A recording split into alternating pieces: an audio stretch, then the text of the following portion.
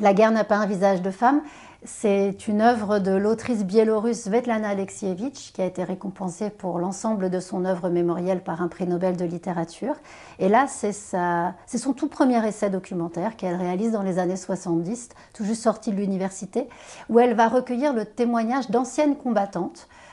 qui ont combattu les armées hitlériennes à partir de 1941, qui avaient 15, 16, 17 ans, qui étaient toutes jeunes, sorties du lycée et qui occupaient les plus hautes sphères de l'armée. C'est-à-dire qu'elles étaient démineuses, elles étaient pilotes de chasse, tireuses d'élite, brancardières. Elles étaient très actives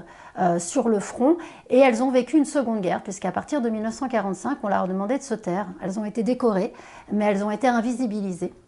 puisqu'elles étaient considérées comme des femmes impures, puisqu'elles avaient combattu auprès des hommes. Et là, Svetlana Alexievitch va mettre fin à 30, 40 ans de mutisme collectif. Et le spectacle va reconstituer ça, va reconstituer en tout cas une journée d'enquête. On va avoir une jeune journaliste au plateau qui va recueillir le parcours de 9 anciennes combattantes qui là sont à l'aube de leur 50e anniversaire et qui vont se redonner vie en quelque sorte à leur jeunesse, la jeunesse qui était sur le front, donc un épisode colossal de l'histoire,